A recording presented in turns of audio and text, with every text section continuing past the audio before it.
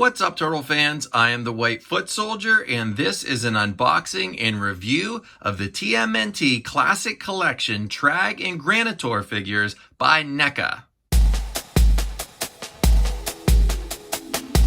Now, before I get to the unboxing and review here, I want to send a huge thank you and a big shout out to Von Michael for helping me acquire the set. He hooked me up. That's the hashtag Collectors Helping Collectors on Twitter. Follow that hashtag. Those guys are doing some fantastic things. I am glad to say that I am also part of that, trying to help out other TMNT collectors to fight off the scalping. And of course, these guys are limited, it seems. So, some of this stuff is very difficult to get our hands on. So that's a fantastic group that's helping each other. So be sure to follow up on that.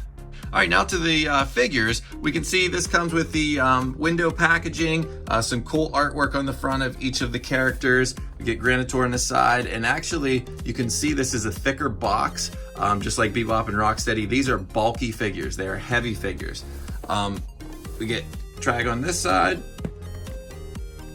and on the back we get a cool image of the figures out of the packaging. Down at the bottom, obviously Ultimate Metalhead's out. And the other two sets, actually, sorry, this set did just get released, the Triceraton Infantryman and Roadkill Rodney. That one did just drop this week, actually, and then on Monday, it should be on Target's website. So very exciting new releases coming out. So let's open this up and check things out. Now, usually I talk about the backdrop piece that comes inside of the box at the end, but this one is just way too cool to not talk about right away. We get the awesome image of the Technodrome back there. So this is gonna be really, really sweet for pictures.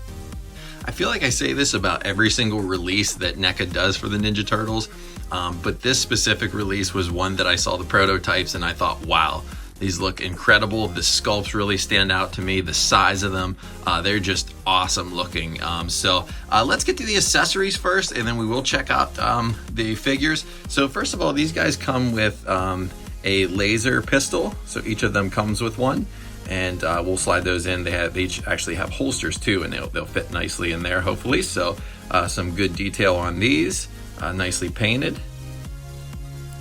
They also come with a Mutagen Canister. Now, the other Mutagen Canister, of course, was blue that we got, I believe, with the Shredder set. So this one is a solid gray.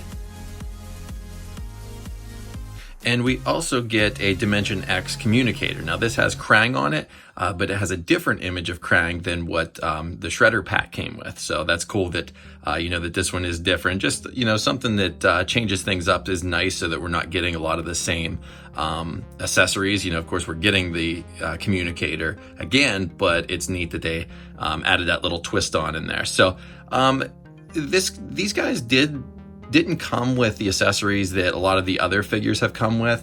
There are no hand swaps with these guys. It seemed like the other figures were really packed with a lot of accessories, but I'm okay with that because they're big, bulky figures that were probably a little more costly.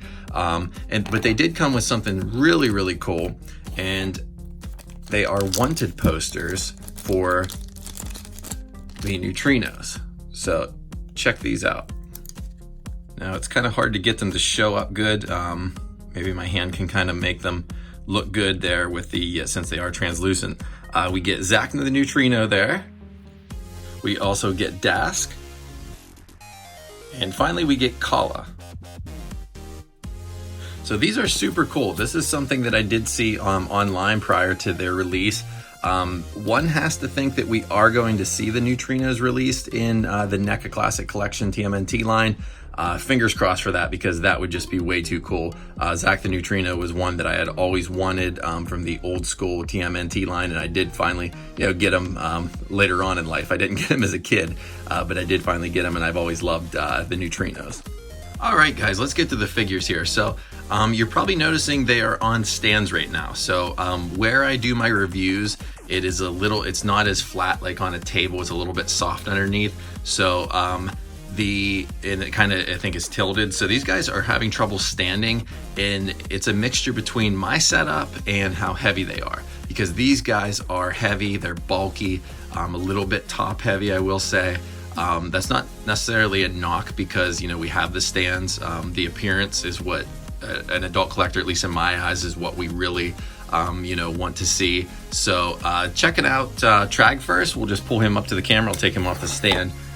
These guys do feature a lot of the same parts. Now there are some different sculpting on them that differentiates them, but they do have a lot of the same things, like the upper part there, like the chest area.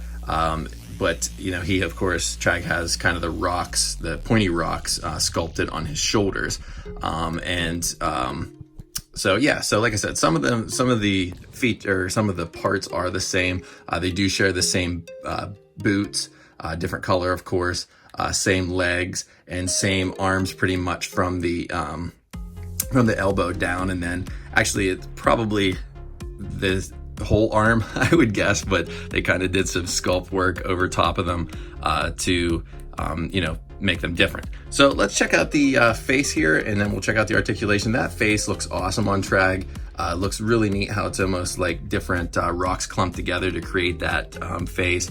We get an open mouth there, some yellow eyes. The helmet is awesome. I just looked back at the episode that Traag and Granitor were on, and you can see almost like the glare from the light hitting the helmet. So you get like a little bit of a glare there, kind of the whole way around, actually. And then a little bit of sloppiness on the paint there. But overall, I mean, the sculpt is just incredible. We get the utility belt. We get some bullets there. Maybe some shotgun shells on the other side. We get the holster on the side. So let's check out the articulation. Actually, one last thing. We get kind of a little lightning bolt badge there on the top. So let's go into the articulation next. If you look at the head, he can move his head up and down, and he looks up pretty high, actually. So we get some good movement there. I get full rotation, so we can twist that the whole way around if you want to. Moving on to the arms, you can hear those joints are a little bit tight. We get a ball joint in the shoulder, and look at that sculpting there. I mean, that's awesome with the pointy rocks on the arms and on the shoulders there. The paint apps, of course, are incredible. It's just, it looks like rocks, put together. They did an awesome job with the shading and everything. So if we come up to the shoulder, we said we get the ball joint there. There isn't any articulation up by the bicep, but if we move on down to the elbow, we get a double hinged elbow joint. So that is nice that we can, create some different poses with that. And then we also get a swivel down, kind of just below the elbow there. And then it's kind of hard to show, but this does, there we go. Actually, that side shows it better. We do get some rotation above the second hinge in the elbow, so that's nice. And then we come down to the wrist, and the wrists, we get the rotation there, and then we get some back and forth. You can actually kind of hear that popping there. So yeah, a lot of articulation. The arms, looking up to the upper body there, we get some swivel action going on. Not too much movement back and forth, because of course it kind of gets blocked by the abdomen there. So it's more kind of a rocker. So you can see that rocking back and forth, but he does have waist rotation. So that is cool. I didn't think he did at first. It was really tight, but he does feature waist articulation. Also get a ball joint in the hip. And then actually you can see that just kind of below the hip there, you can see where the leg is attached. It moves around too, so you can get a lot of movement in there. And then we don't get a double hinged knee, but we do get that's tight there. There we go. We do get some movement. Oh, I'm blocking it with the hand there. We do get some movement back and forth, and then going on down, we do get ankle movement as well. The boots are pretty much sculpted right onto the ankles there, so we don't get any movement in there. Now, one of the biggest flaws that I actually noticed, and that's not very common with these NECA figures because I've loved pretty much everything that they've done, I don't like how this looks. So right where kind of the sculpted on rock looking part of the leg goes over top of like the under part, it looks kind of chintzy. I don't like being able to see that. That's just very plain, and it just kind of looks weird. I wish that that wasn't so visible. I don't know. I guess if you kind of twist it around, you can kind of try to hide it, but it just doesn't really look that good being able to see that much of the leg there. But like I said, I can't get over the sculpt though. That thing's just incredible to finally have it in hand after seeing the prototypes. Just everything about it, like I said earlier, the paint, the line work, the sculpting of it. You know, these guys are beasts, and the shadowing on the boots there. As I said, the utility belt looks great. So these guys are really, really, really nice. And while we have Traag here, let's just actually look at his holster. So we'll take the pistol and we can lift his arm up there. We'll put a pistol in.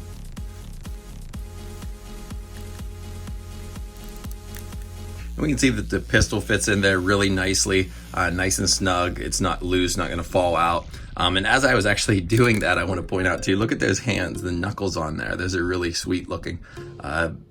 Almost, you know, rock knuckles, like big chunks of rock underneath it, or over top of the knuckles. It just looks really cool. And of course, as I said before too, I had these guys on stands. So if we look at the bottom of the feet, we can see some tread down there, and then of course the peg holes. All right, next let's check out Granitor. So as I mentioned, these guys do feature a lot of the same parts, but there are enough differences to you know, to please the fans, I think. When you look, he's got the badge in there like he does in the cartoon, the different color boots. So he's got the brown boots and Traag has the black ones.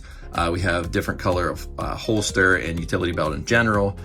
His bullets are actually fully rubber. It looks like they don't actually have any, well, of course they're both rubber, but it looks like it's just all one piece. Like there's no paint like there are on Traag's bullets. So the big thing that I do notice about him, he is really top heavy, and I think it is because they sculpted on these rocks at the top, you know, which obviously that looks fantastic like that. That's just something to note. You can kind of even see where the line is, where they, you know, put that on there. So those are some big bulky arms. We get the huge ball joints in the shoulders there. We get the same exact articulation pretty much then from there. You know, we get the rocker. Now he rocks a little bit more, maybe forward, rocking to the side. Same in the, and then of course double hinge elbows, rotation around the forearms and around the wrists, and then down in, of course, you know, the hips and the legs and everything that we just went through there. So again, you can kind of see, you know, the and maybe it's, I don't know, it's maybe a closer color for that, so that doesn't stand out quite as much as the other one. I don't know why the other one seemed to bother me more, where you can see that plastic, it's really visible. But it is, of course, you know, the same parts there as Traag. Same thing with the hands. The hands, I believe, are the same. The chest area though is different. We get kind of a sculpted neck part around that's not on Traag. And then of course the paint and stuff, they did a really nice job. NECA did a really nice job with you know, painting these guys differently though, to where if you don't kind of look closely, some things you'll miss. You know, you won't even realize that it's the same parts. So I'm just pointing those parts out. I'm not necessarily saying that's a complaint, because I understand cost cutting and things like that, but I'm just want you to be aware as we have to, you know, fully do a review here to point out everything. Looking up to the head sculpt, that head sculpt's awesome. Look at that nose. It's really pointy. Cool helmet again. Same thing with the glare kind of around the rim of it and then on top. Now something that is a little different about this guy, and it's kind of hard to get down in there with the lighting, but his neck is, he's got like a, like his neck's really thin. It's not a ball joint like, you know, that's short. Like it's kind of like a stem. And then there's a ball joint on top to allow that rotation. I almost created a new word there.